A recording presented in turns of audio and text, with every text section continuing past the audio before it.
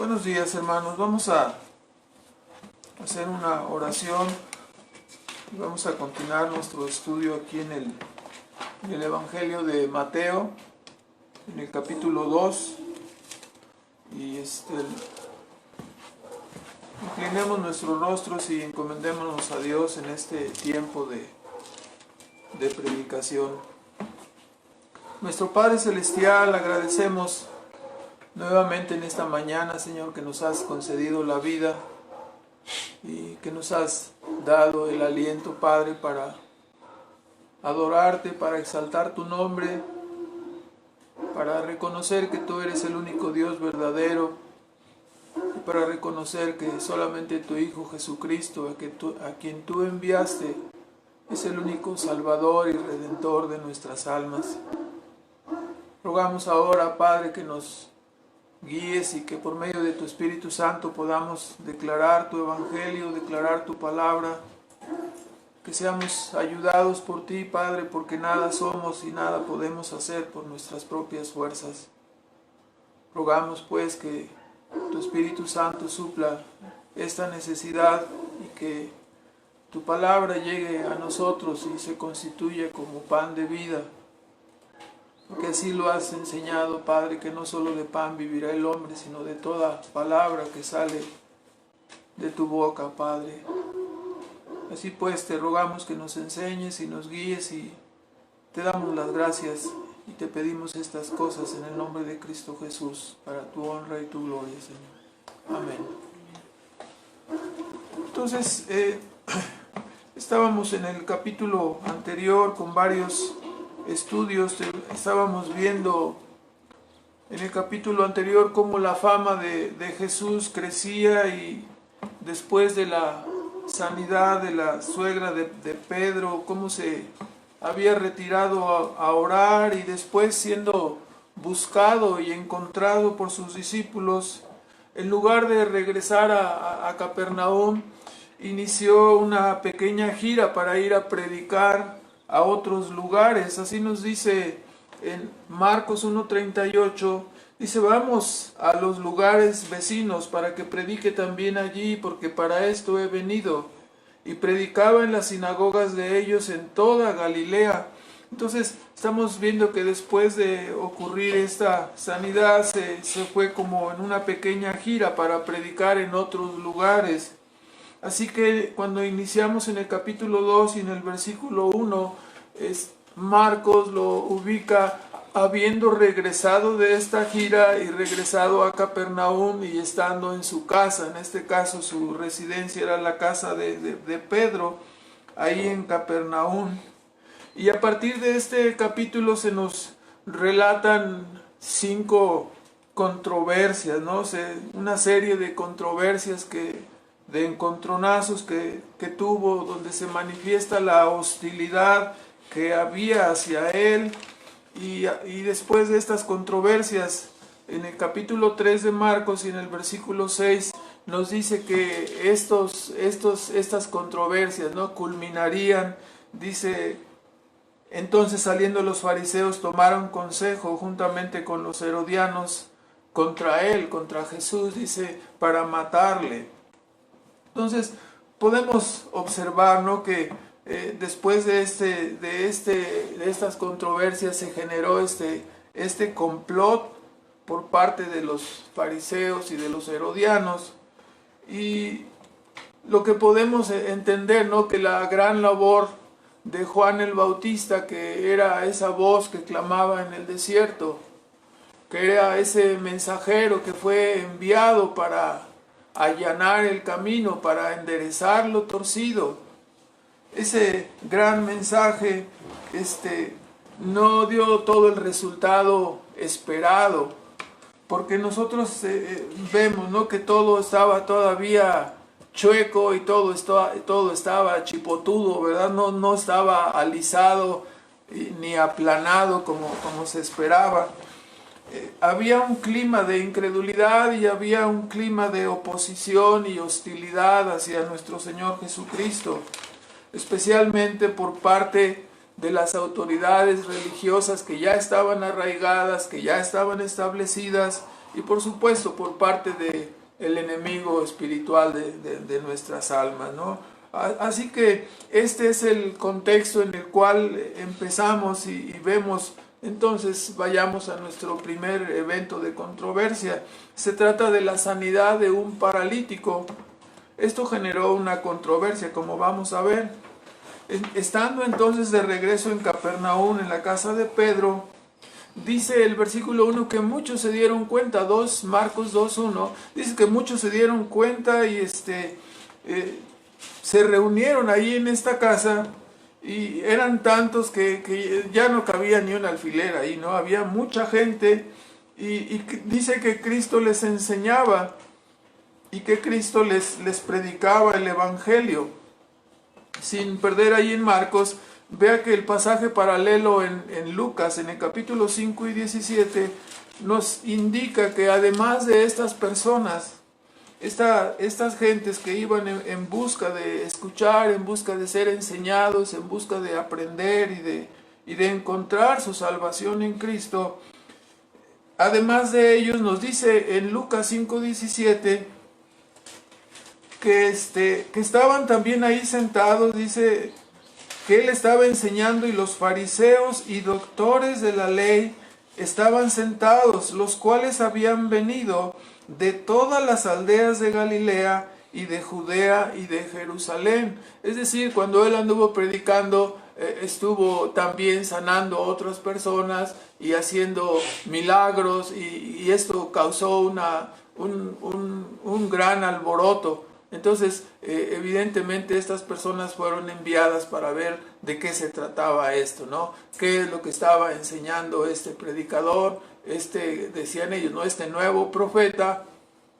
Y estaban también ellos ahí, dice que habían venido y la virtud del Señor estaba allí, ¿no? Para sanar. Entonces, nos damos cuenta que entonces, aparte de todas esas personas, estaban esta corte que venía para observarlo, ¿no? Venía para ver qué era lo que decía, para encontrar algún detalle o alguna falla. Y el asunto es que ellos eran la autoridad establecida y no se habían manifestado acerca de este nuevo predicador, no se habían manifestado acerca de las cosas que estaban haciendo.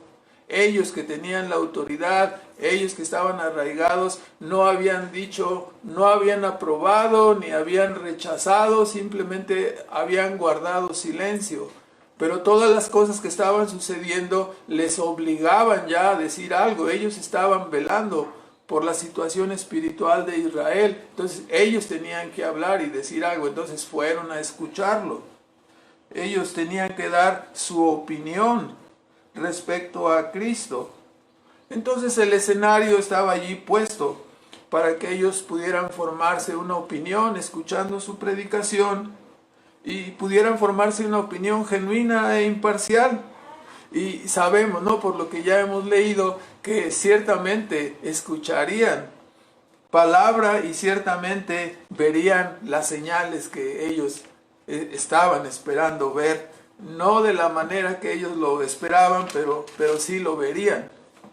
Entonces, este era el auditorio, esta era la circunstancia, y repentinamente cuando estaban ahí escuchando y él estaba enseñando, de repente algo inesperado sucedió. Resultaría para algunos chusco, para otros sería algo desagradable porque traería interrupciones. Se presentaron 4 personas que traían a otro personaje en una camilla, en una camilla así, cargando a un paralítico, y querían ver a Jesús, pero imagínense ustedes, esas 5 personas ahí no podían entrar por ningún lado a la casa. Entonces estos hombres no podían entrar y la multitud se los impedía. Entonces así literalmente dice el texto en Marcos, que se subieron al techo y destecharon el techo, ¿no? Así se puede decir que es la manera como lo ilustra. O sea, quitaron, desacomodaron ahí el techo y por allí bajaron a este hombre, ¿sí?, hasta la presencia de Cristo, ¿no? Y lo pusieron allí enfrente de él. Y cuando estaban haciendo esto, la Escritura nos dice que Jesús dice al ver la fe de ellos, y va a ser una declaración fuerte, ¿no? Pero el evento está allí preparado, y dice que Jesús al ver la fe de ellos, y aquí es importante esta palabra, esta frase, porque algunos tratan de arreglar el relato bíblico diciendo, bueno, vio los esfuerzos de ellos para vencer los obstáculos, para vencer el obstáculo de la multitud, y solamente que esto era la manifestación de la fe de ellos, o sea, el esfuerzo de ellos, todo era la manifestación de lo que ellos ya tenían en su corazón, ¿no? De la fe que Dios había puesto en sus corazones. El texto dice que Jesús vio la fe de ellos, y esto es algo realmente maravilloso, ¿no? Repito, el esfuerzo de vencer el obstáculo era una manifestación externa de la determinación interior de ellos. Pero el texto enfatiza no el esfuerzo externo, sino la disposición interior. Dice, vio la fe de ellos. Y puesto que la Escritura nos enseña, ¿no? Es un texto que conocemos de memoria en Efesios 2, 8 al 10, dice, porque por gracia sois salvos por medio de la fe. Y esto, dice la fe, esto no de vosotros, pues es un don de Dios, sino por obras, dice, para que nadie se gloríe. A Dios no le gusta la jactancia, ¿no? Entonces, puesto que ese texto nos dice que la fe es un don de Dios, entonces la fe no puede ser la parte que el paralítico puso para ser sanado, ¿sí? Además, debemos entender que cuando la Escritura dice que Jesús vio la fe de ellos, si nosotros nos preguntamos, ¿cómo es posible que se puede ver la fe? La fe no puede verse, la pudo ver Cristo, porque precisamente este era un destello de su omnisciencia. Él podía ver el alma de los hombres. Entonces cuando dice vio su fe, es un destello de su omnisciencia, es un destello de la gloria de su omnisciencia. Lo que tenemos aquí es la manifestación inicial de este atributo divino, manifestado en este caso en Cristo, un destello inicial de su gloria, no viendo, dice, la fe de ellos, porque nadie es salvo quien puede ver el corazón, puede obtener una visión de la fe que hay en una persona. El Señor les había concedido fe, y dice que a este hombre, y dice que Jesús a ellos, ¿no? Porque dice que miró la fe de ellos, 5 personas allí. La sorpresa y el sobresalto continúan, porque la declaración hecha enseguida, Marcos dice ahí en el capítulo 2 de Marcos, donde estamos, dice que el Señor le dijo, hijo, tus pecados te son perdonados. En el Evangelio de Mateo el registro dice, hijo, confía, tus pecados son perdonados. O sea, esta declaración era tremenda. Aquí está otra manifestación de la gloria de Dios, otra manifestación en este caso del atributo de la gracia soberana de nuestro Salvador. Está manifestando no solo su omnisciencia, sino su gracia soberana. ¿Cómo? Dice, hijo, confía, tus pecados son perdonados. Es una declaración tremenda. Tus pecados son perdonados. La manifestación de la gracia soberana estaba presente delante de todo este auditorio. Otro destello de su divinidad, otro destello de su grandeza. Pero esta declaración causó un gran escozor, una gran comezón en la mente de esta corte real de fariseos y doctores.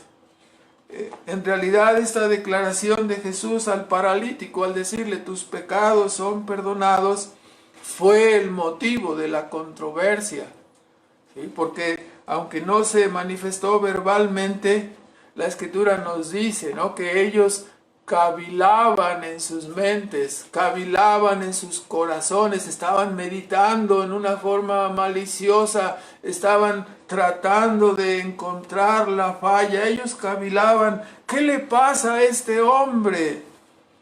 Está blasfemando, pues solo Dios puede perdonar pecados. Entonces, note usted cómo vamos en una escala, ¿no?, viendo la manifestación de la gloria de Dios. Primero su omnisciencia al ver la fe de ellos.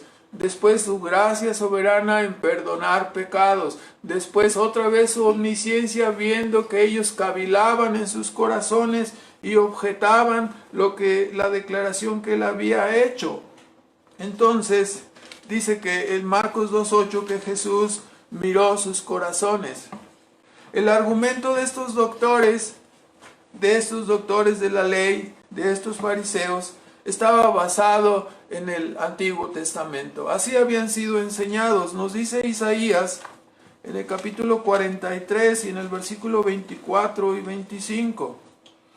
Hablando por medio del profeta Isaías a su pueblo, dice, aunque ustedes no me sirvieron, aunque ustedes no me honraron con sus sacrificios, aunque ustedes más bien, dice, me fatigaron con sus pecados, ¿sí?, de todas maneras, dice, yo soy Jehová el que perdono tus pecados. Era una enseñanza tácita, ¿no? La Escritura en el Antiguo Testamento enseña directa y abiertamente que solo Dios puede perdonar pecados. Cuando el rey David sufrió aquella zancadilla, ¿no?, que cayó en el adulterio, se presentó el profeta Natán y le reprendió, y mostrándole a través de una ilustración su pecado, David llegó a la convicción y dijo: he pecado contra Dios. Y enseguida el profeta le dice: no temas, dice, no morirás. ¿Sí? Jehová ha redimido, ha perdonado tus pecados. La enseñanza tácita de la Escritura en el Antiguo Testamento, en toda la Biblia, es esta, ¿no?, que solamente Dios puede perdonar pecados. Entonces, el argumento en la mente de estos doctores y fariseos era correcto. Así fueron enseñados y tenían razón. Solo Dios puede perdonar pecados, porque Dios es el dador de la ley, porque Dios la entregó en un pacto a su pueblo. Así que toda transgresión que se hace contra los mandamientos, contra la ley que Dios dio, es una transgresión contra el dador de la ley, contra Dios.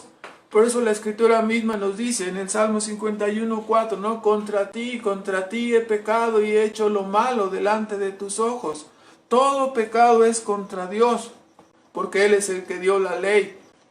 Entonces, el único que puede perdonar pecados es el ofendido. En este caso, el ofendido es Dios. Él es el agraviado y solo Él puede perdonar al transgresor.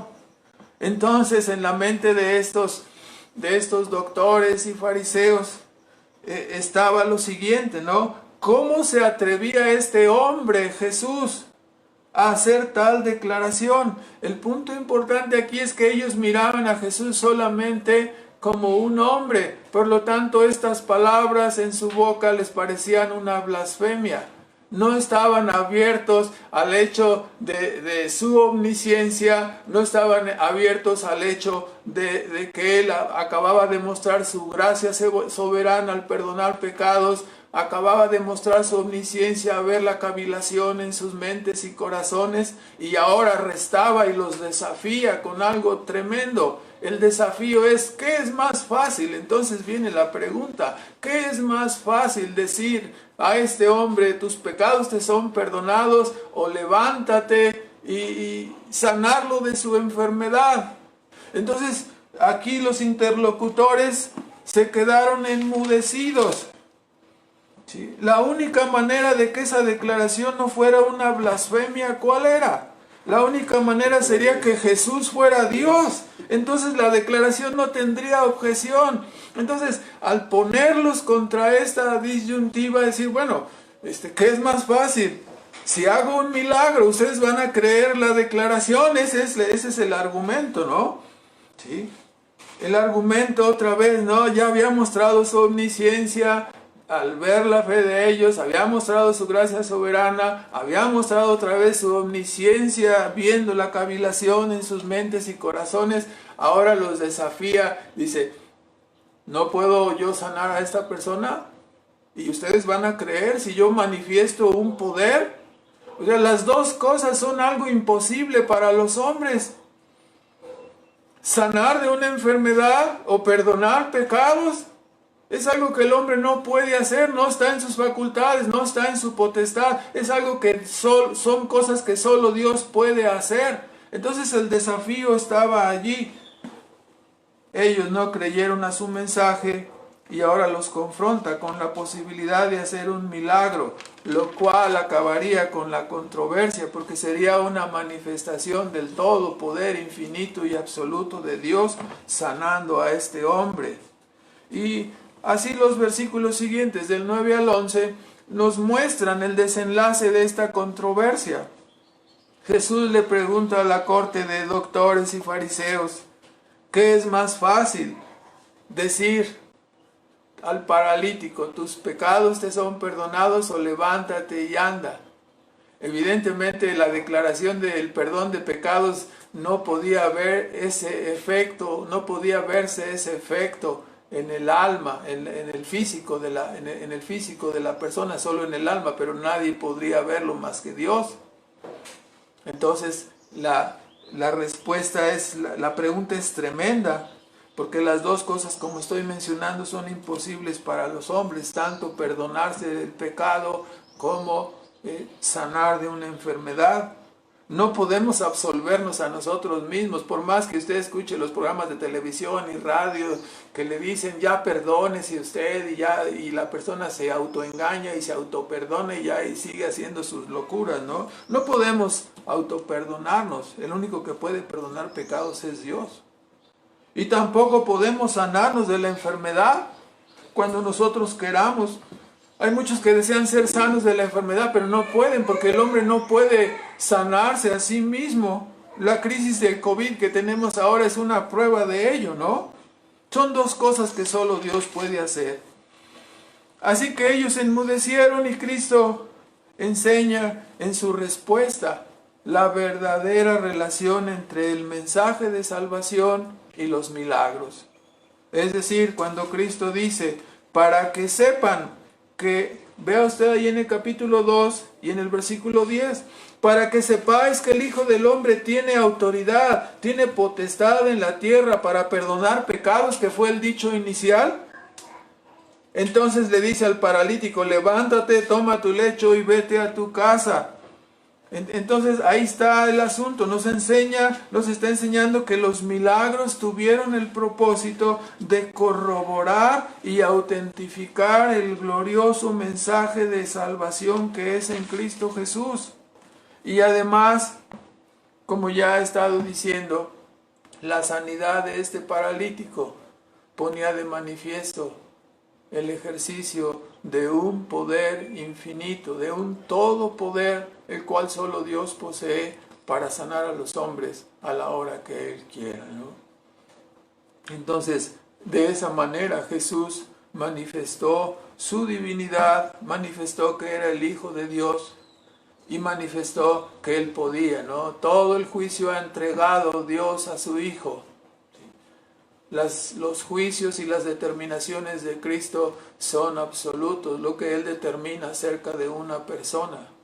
Si tú eres perdonado por Él, eres salvo para siempre. ¿Sí? Y si tú no has alcanzado ese perdón, entonces serás enjuiciado y serás condenado. Evidentemente, el milagro físico en el paralítico servía para demostrar que el perdón de pecados es real, que el perdón de pecados es verdadero, aunque no podemos ver en el alma de la persona. Por eso lo puso en ese orden. Él podía haberlo hecho en el orden inverso, pero el asunto es que tenía que enseñar que Dios perdona pecados y que Él es el Salvador de los pecadores. Entonces esto fue arreglado por Dios mismo para que el orden fuera este. Primero comenzó la declaración y después el milagro corroboró la declaración inicial del perdón de pecados que está en el Evangelio. La controversia estaba resuelta. Era una demostración irrefutable de que Cristo era el Hijo de Dios, su poder desplegado.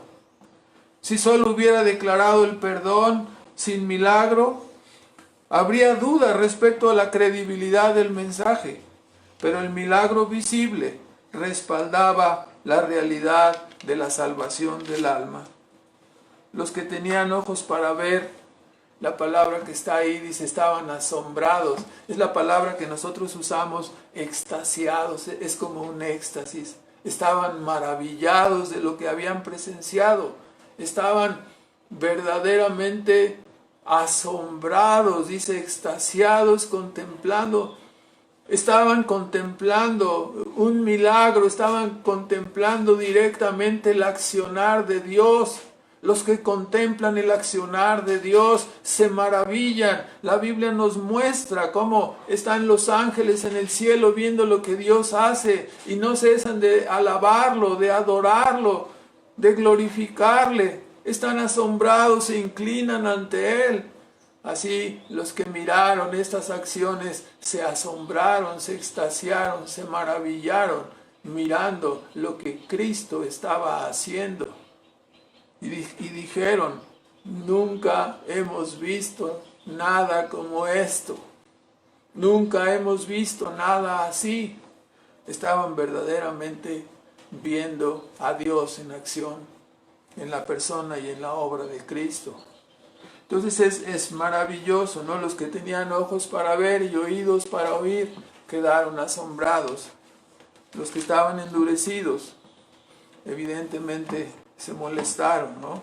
Y sabemos, como ya hemos mencionado al principio, después de estas controversias, ellos tomaron la determinación de matar a Jesús. Ahora vayamos al segundo pasaje que veremos en este día, que es el llamamiento de Leví y la controversia sobre comer con publicanos y pecadores. Está ahí en el capítulo 2, del versículo 13 al 17. Ahí encontramos que Jesús continuó, dice, volvió a salir entonces, después de que estas cosas habían terminado y las personas glorificaron a Dios. Dice que volvió a salir a la mar y toda la gente venía a él y les enseñaba, les predicaba. Y pasando dice que vio a Leví, y nos dice también en el Evangelio de Mateo 9:9 que Leví que estaba sentado al banco de los tributos, dice Mateo 9:9, pasando Jesús de allí vio a un hombre que estaba sentado al banco de los públicos tributos, el cual se llamaba Mateo. Mira, así entendemos el nombre, ¿no? Mateo, Leví, es la misma persona. Aquí en Marcos llamado Leví, en el Evangelio de Mateo es llamado Mateo, ¿no? Entonces se dice que lo vio y estaba ahí sentado al banco de los tributos. El oficio de Mateo, el oficio de Leví, era cobrar impuestos. Y esto es lo que quiere decir la palabra publicano. Él era un cobrador de impuestos, un recaudador de impuestos. El asunto era que era un recaudador de impuestos para el Imperio Romano. Y una parte del cobro de esos impuestos era la ganancia para él. Evidentemente los publicanos pues no eran reconocidos como un dechado de honestidad y eran vistos como, en primer lugar, como traidores a la patria por cobrar impuestos y entregarlos a los romanos. Y en segundo lugar, eran mal vistos porque muchas veces, aprovechándose de ese recurso que tenían y de esa influencia que tenían para ser cobradores de ese nombramiento que ellos poseían, cobraban impuestos en forma excesiva para obtener así mayor ganancia y ellos enriquecerse. Debido a estas circunstancias, el oficio de publicano era mal visto. Y lo vemos, ¿no? Porque los agrupaban como como unas personas indeseables, ¿no? Ahí está publicanos y pecadores, ¿no? Como un grupo, estaba unido con los malvados. Entonces así eran considerados. Y los publicanos pues tenían, así en Marcos 2:15, así lo puede ver usted, dice, estando Jesús en la mesa, dice, ya está hablando de la comida, muchos publicanos y pecadores estaban ahí sentados. Y es que Jesús llamó a Mateo y dice que Mateo dejó este trabajo y siguió a Jesús. Fue un llamamiento irresistible, ¿no? Un llamamiento como el que Dios había hecho también a aquel par de hermanos pescadores que eran Pedro y Andrés y Juan y Santiago, ¿no? Que habían dejado las redes. ¿Se acuerda que comentamos este pasaje? Y ahora también Mateo, dejando este trabajo, vino para ser pescador también de hombres. Había tanta alegría en el corazón de Mateo que los invitó a su casa a comer. Entonces fue Jesús y sus discípulos a comer en su casa y ahí se suscitó la controversia. Porque Lucas nos indica, Lucas 5:29, el pasaje paralelo, nos indica que ahí en la casa de Mateo, en esa comida que él organizó y que él estaba ofreciéndole a Jesús y sus discípulos, nos dice ahí, hizo Leví un gran banquete, Leví o Mateo, ¿verdad? En su casa, y había mucha compañía de publicanos y de otros. O sea que se llamó a todos los cuates, ahí a todos los publicanos, y ha de haber sido ahí, bueno, algo muy, muy interesante observar, ¿no? Todos ahí, toda la camarilla de publicanos juntos.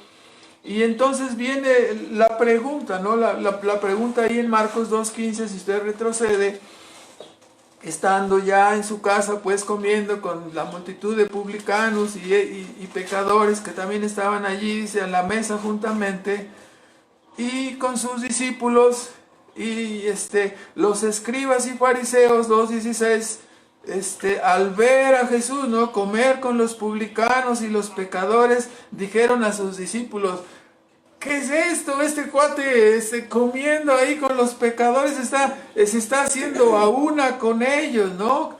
¿Cómo es que él come y bebe con los publicanos y pecadores? Entonces, esta comida de agradecimiento se tornó así un tanto, hubo como un shock en ese momento, porque la comida probablemente haya sido interrumpida, ¿no? Porque los fariseos cuestionan no directamente a Cristo, sino a los discípulos, y dicen, ¿por qué come con ellos? O sea, lo que quedaba implícito en esta pregunta era que al comer con ellos se contaminaría o se contagiaría, ¿no? Palabra que conocemos ahorita muchos, ¿no? Si los toca se contagia, ¿no? No había cubrebocas, no había todo lo que usamos ahora para evitar los contagios, ¿no? Pero bueno, en el sentido, quedaba implícito en esa pregunta, al juntarse con ellos se está contaminando, ha de ser igual que ellos, ¿no? Quedaba implícito que si Jesús fuera el Cristo, para estos doctores de la ley y para estos fariseos, lo más normal era que Jesús se hubiera juntado con ellos y no con esos malandrines, ¿verdad? No con esas personas. Pero Jesús no lo hizo de esa manera. Ellos estarían en su lógica pensando, si Él fuera el Cristo, hubiera venido con nosotros y hubiéramos comido quizás, ¿no?, con nosotros, y Él nos daría nuestro lugar y nosotros pues también le daríamos el suyo. Ese era su pensamiento, ¿no? Y marcaría una distancia, como nosotros la marcamos, pensaban ellos, de estos publicanos y pecadores, ¿no? Así que ese era el asunto de la pregunta. Pero lo que verdaderamente queda implícito aquí es que en esta pregunta es la soberbia y el orgullo de la justicia propia que tenían tanto los fariseos como esos doctores de la ley, ¿no? Esa soberbia y esa actitud arrogante era la que hacía que ellos no que se separaran correctamente del pecado, sino que les había llevado a menospreciar y a rechazar a los pecadores, ¿no? Sintiéndose ellos como súper, ultra, recontra justos, ¿no? Así muy como impecables, ¿no? Como si fueran de otra materia. Entonces, esto es lo que queda implícito en esa pregunta. Lo que esta pregunta controversial trajo fue una respuesta que pone de manifiesto profundamente la misión de Cristo en este mundo, ¿no? Ahí en Marcos 2:17 nos dice la respuesta que Jesús les dio. Dice, los sanos no tienen necesidad de médico, más los que están enfermos, ¿no? No he venido a llamar a los justos, sino a los pecadores. Y esta frase nos declara profundamente la misión de Cristo en este mundo. ¿A qué vino? A salvar a los pecadores. Y con esta respuesta hay que examinarla un poco. Jesús no estaba diciendo que hubiera personas justas, o no estaba diciendo que hubiera personas que no tuvieran ningún pecado. ¿Sí? La cosmovisión cristiana señala, basado en la Biblia, que debido a la entrada del pecado desde el tiempo de Adán y Eva, la condición del hombre es de ser un pecador. Eso es lo que enseña la Biblia. Y por esa razón nosotros entendemos que el mundo está como está, porque está el mundo lleno de ¿qué? De hombres pecadores, de hombres enfermos en el sentido espiritual. ¿Por qué? Porque traemos ese pecado desde que nacemos. Eso es lo que enseña la Biblia. Por eso Pablo, cuando describe la condición caída de los hombres, ahí en Romanos 3:10, que ya hemos visto muchas veces, dice, no hay justo ni aún uno, no hay quien entienda, todos se desviaron, no hay quien haga lo bueno, no hay ni siquiera uno. Sepulcro abierto en su garganta, con su lengua engañan, sus veneno de áspides hay debajo de sus labios, dice, sus pies se apresuran a derramar sangre. No hay temor de Dios delante de sus ojos. Esa es la condición de la naturaleza del hombre. Entonces, cuando Jesús dice, no he venido a llamar justos, sino pecadores al arrepentimiento, no es que estaba validando la justicia de estos doctores. No estaba validando la supuesta bondad o justicia de ellos, de los escribas y fariseos. Más bien estaba enseñándonos algo muy importante, ¿no?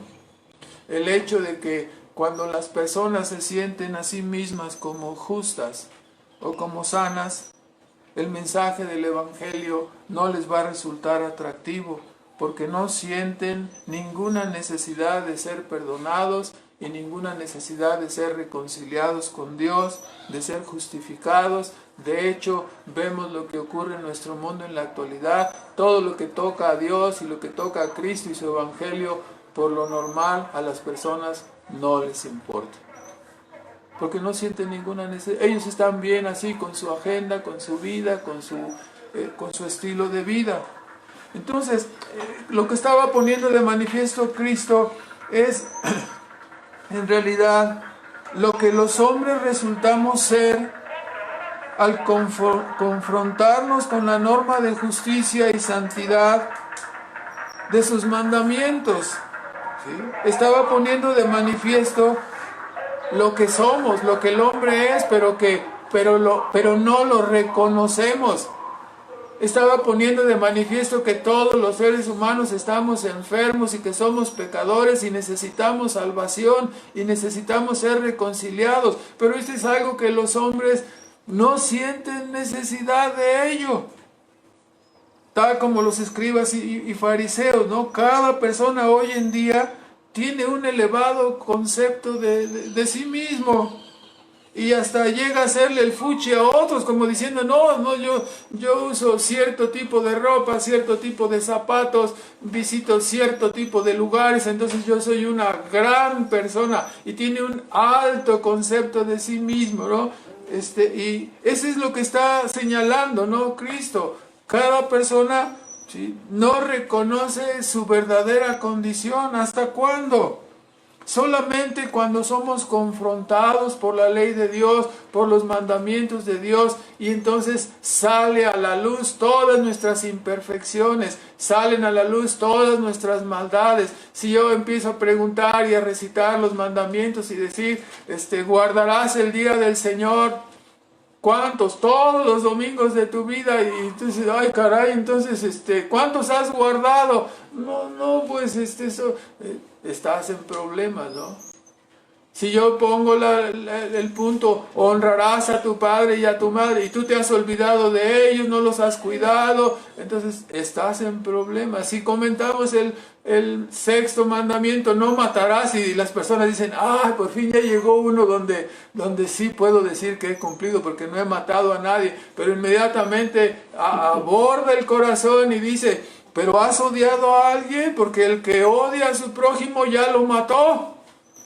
Lo que estés condenado es el odio, que conducirá probablemente al homicidio. Entonces la persona puede decir, sí, no he matado a nadie, pero no has odiado a nadie, no has aborrecido a nadie. Entonces otra vez está en problemas la persona, no es justa. Y si vemos el adulterio es el mismo, no cometerás adulterio, y dicen, bueno, lo bueno es que yo no he cometido esto. Pero has mirado a la mujer de tu prójimo, o tú has envidiado al hombre de tu prójima, entonces vienen los problemas. El hombre es pecador, por eso Dios envió a Jesucristo. Entonces, cuando somos confrontados con la santa ley de Dios, resulta lo que nosotros no queremos ver y lo que nosotros no queremos reconocer, que somos pecadores y que necesitamos ser perdonados. Por eso cuando el Evangelio llega a nuestras vidas, esto se descubre y nosotros empezamos a ver nuestra necesidad de Cristo, nuestra necesidad de Dios. Y Él nos alcanza con su palabra y nos salva, y entonces nosotros estamos agradecidos siempre con Él, adorándole y alabándole, y somos sus seguidores y somos proclamadores ahora de su palabra. Entonces, hasta que llegamos a vernos como Dios nos ve, es entonces que podemos acudir y decir, yo quisiera conocer a este hombre que sanó al paralítico y que le perdonó sus pecados. Sí, yo quisiera conocer a este hombre que llamó a Mateo una persona indigna porque ya me examiné a la luz de los mandamientos y resulta que también yo soy una persona indigna. Ponga usted el ejemplo que quiera, ponga el joven rico, ¿sí? Que llega corriendo y le dice a Jesús, no, todos los mandamientos los he guardado desde mi juventud. ¿Sí? Cosa que sabemos por la Biblia que es imposible, ¿no? Entonces Jesús le dice, qué bien, entonces no te va a costar trabajo seguirme, ¿no? Ve y vende todo lo que tienes y dalo a los pobres y sígueme. Y cuando se descubrió su codicia, entonces se fue triste. Y así ocurre, ¿no? Cuando vino aquel doctor de la ley también que le preguntó a Cristo y le dijo, ¿qué necesito hacer, no? Para heredar la vida eterna. Y Cristo le dijo, ¿qué lees en la ley? ¿Cómo lees? ¿Qué ves en la ley? Y él se arrancó recitando, amarás a tu prójimo, amarás a Dios sobre todas las cosas y amarás a tu prójimo como a ti mismo. Y entonces Jesús le dijo, bien has dicho. Ve, haz estas cosas y vivirás. Entonces, cuando le dijo esto, le señaló su pecado y él quiso escaparse, ¿sí? Porque él no estaba amando a su prójimo y no lo estaba reconociendo. Entonces, para escaparse le dijo, ¿y quién es mi prójimo? Se quiso escapar. Le dijo, le dio una ilustración, usted la recuerda, ¿no? Como le puso la ilustración de que un hombre había sido asaltado y había sido golpeado y lo dejaron allí tirado y pasó un levita y ni un lazo le echó, y luego pasó el sacerdote y ni un lazo, nadie le hizo caso.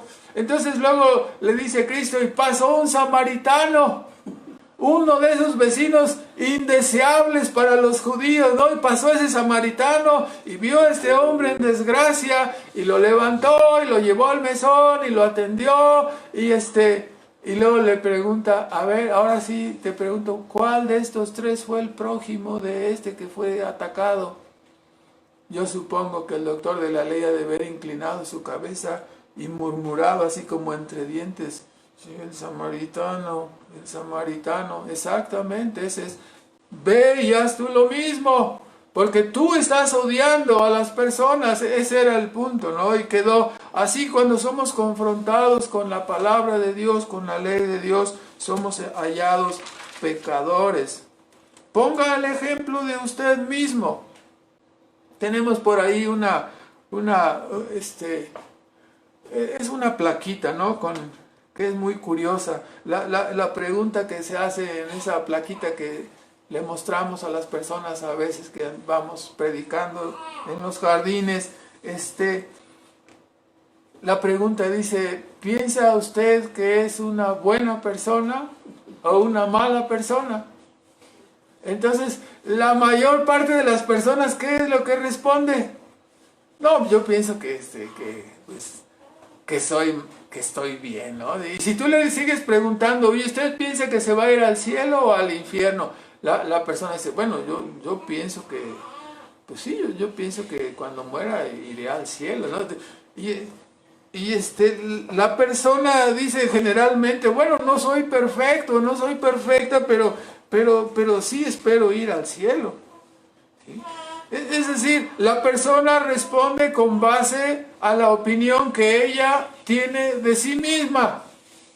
Así respondemos todos, ¿no? ¿Tú piensas que eres una persona mala, muy mala? Ah, no, yo no, malo el mocha orejas o malo el narcotraficante ¿no? Pero no, yo soy una persona normal, claro, no soy perfecto. Esa es la respuesta, ¿no? La persona responde en base a la opinión que tiene de sí mismo y la persona no responde en base a la opinión o en base a la regla que Dios le muestra en su palabra por los mandamientos y confrontada con eso la persona, ¿qué puede decir? Esto es como preguntarle a un reo, ¿no? Que se le va a dictar su sentencia, ¿no? Y ¿qué quieres? ¿Quieres ir a la cárcel o quieres ser libre? ¿Qué va a decir el reo?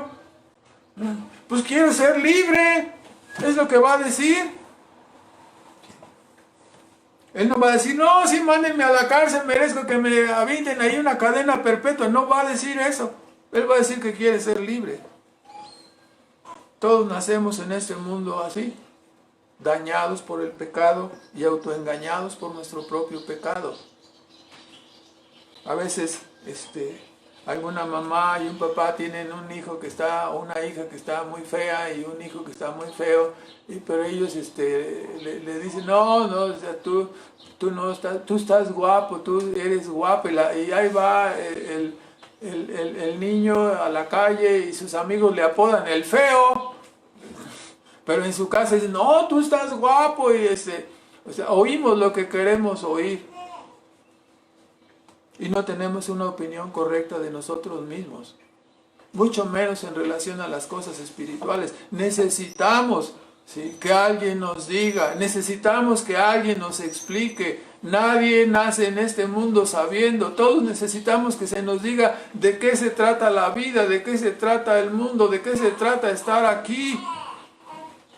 Y este es el papel de la Biblia, ¿no? Y ese es el papel del Evangelio, de la palabra de Dios, decirnos de qué se tratan las cosas, explicar a los hombres lo que estos fariseos y escribas ignoraban, que somos pecadores y que estamos enfermos espiritualmente debido al pecado heredado y debido al pecado heredado de Adán y debido al pecado personal que nosotros hemos cometido. No somos fuertes, sanos y autónomos, no. Somos enfermos, injustos y soberbios y ególatras. Entonces, cuando somos llamados por el Evangelio y reconciliados con Dios, nuestra labor no es menospreciar y apartarnos del mundo, sino nuestro deber es apartarnos del mal. Cristo dijo en Juan 17:5, ¿sí?, no te pido que te apartes, de 17:15, que te apartes del mundo, sino que te guardes del mal. Nuestra labor, si hemos recibido a Cristo, no es menospreciar a los pecadores ni hacerles fúchila, sino es ser sal y luz para ellos. Así como otros creyentes se mezclaron con nosotros sabiamente y nos pescaron para Cristo, nos llevaron a Cristo, así nosotros ahora debemos ser. No rehuir el contacto con los pecadores, sino acercarnos sabiamente a ellos para ganarles, ¿sí? Para pescarles para Cristo. No debemos convertirnos en separatistas que desprecian a los pecadores. No debemos convertir nuestros hogares en un castillo de pureza, porque entonces toda nuestra familia se irá, verá el Evangelio como pura hipocresía y nadie creerá la palabra, como ha sucedido en tantas ocasiones. Hermanos, si nosotros nos apartamos del mundo en una forma farisaica o en una forma al estilo Amish, ¿no? Al estilo menonita, que no quiere tener contacto con nadie, entonces ¿quién hablará a los perdidos? ¿Quién les hablará de Cristo? Como otras veces hemos dicho, nuestro estilo de vida no ha de ser un aislamiento tipo Amish o tipo menonita, sino una relación con el mundo, de ser sal y luz para ellos, viviendo una vida adecuada a los mandamientos y declarando la verdad a través de nuestra propia vida.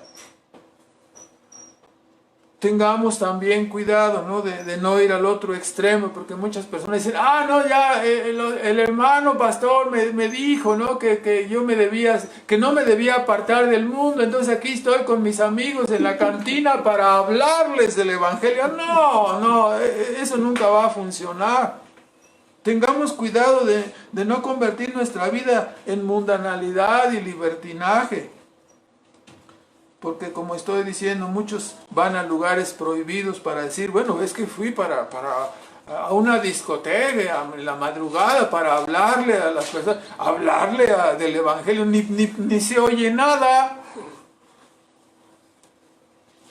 Claramente la Escritura nos dice en Efesios 5:11 que no tengamos comunión con las tinieblas. Sí, Gálatas 5:13 también nos da el otro extremo, ¿no? Que no convirtamos la libertad con que Cristo nos ha hecho libres, no la convirtamos en un libertinaje.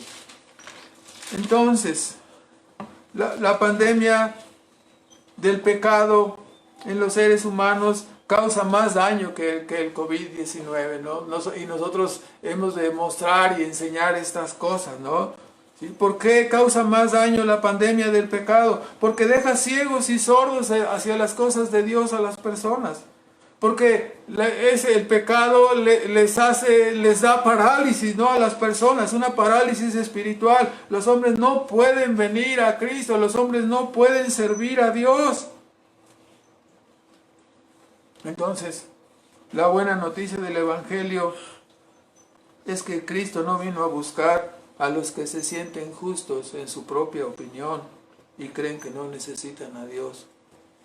Cristo vino a buscar a los que reconocen su condición pecaminosa y reconocen su bancarrota espiritual. Para ellos, para nosotros los pecadores, el Evangelio es música celestial. El Evangelio es una voz de esperanza.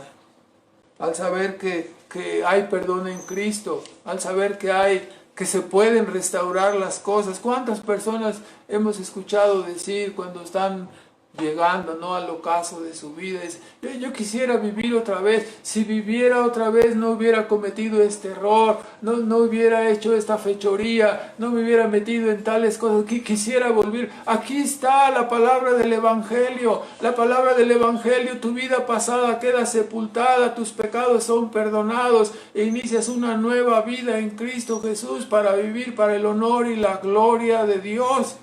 Esto es el Evangelio. Es maravilloso escucharlo, es maravilloso vivirlo, es maravilloso predicarlo, ¿no? Esto es lo que nos enseña la Escritura. Si tú eres pecador y vienes a Cristo, tu vida puede ser transformada y cambiada en una vida que verdaderamente tenga sentido y tenga propósito, ¿no? Vamos a terminar con unos comentarios. En primer lugar, volvemos a reflexionar y considerar cuán maravilloso es que Cristo haya venido y Cristo se haya manifestado, ¿no? Su omnisciencia viendo la fe de ellos, ¿no? Su omnisciencia, su gracia soberana bien dándole el perdón de pecados a este paralítico. ¿Sí? Su omnisciencia viendo la cavilación de estos escribas y doctores de la ley, y su poder, ¿sí?, maravilloso, infinito, sanando al paralítico, ¿no? Qué maravilloso es considerar todas estas cosas y darnos cuenta, ¿no?, que a través del Evangelio el poder restaurador de Cristo está cerca de nosotros. El poder restaurador de Dios está cerca de nosotros. Sigue presente hoy. Es manifestado a través del Evangelio. El Evangelio no es como decía aquel hombre, ¿no?, que se hizo famosa su frase, ¿no?, de Carlos Marx, que decía que el Evangelio es el opio del pueblo. No, no, no. El Evangelio es verdadero. Eso es lo que estamos viendo. ¿Sí? Esto fue lo que hemos visto en este día, ¿no?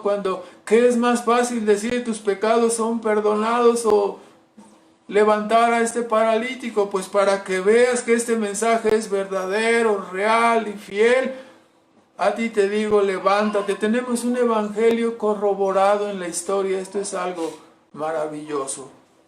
En segundo lugar, todavía hoy en día, la omnisciente palabra de Dios que dice en Hebreos 4, 12 y 13, ¿no?, que es más cortante que toda espada de dos filos, porque penetra y discierne las intenciones de la mente y del corazón, y ninguna cosa hay que pueda ocultarse de esta palabra todopoderosa. Todavía hoy la palabra omnisciente, esta palabra nos señala que somos pecadores, y esta misma palabra nos está llamando a que creamos en Cristo Jesús y en este maravilloso Salvador, para que no seamos condenados, para que no seamos echados al fuego eterno, a la condenación eterna. Y es maravilloso poder escucharlo, ¿no?, porque ese poder está cerca de nosotros a través del Evangelio. No esperes a que te traigan cargado otros 4. Mejor ven, no esperes a que te traigan arrastrando. Ven ahora a Cristo y reconcíliate con Dios por medio de Cristo. Ruégale, suplícale, búscalo. Este es el propósito por el cual el Evangelio es predicado, para que tú le busques, para que tú encuentres al Dios verdadero. En tercer lugar, muchas personas se preguntan, con los problemas mundiales que hay, con los problemas particulares, los problemas personales, dicen, ¿dónde está Cristo? ¿Por qué no hace nada? Y la respuesta es que ya Dios ha hecho todo. Te está avisando que este mundo es temporal y que perecerá. Te está avisando que la vida, que lo más importante no es el aquí y el ahora, sino el futuro y la eternidad. Te lo está avisando. Y por eso Dios ha preparado un refugio eterno en Cristo.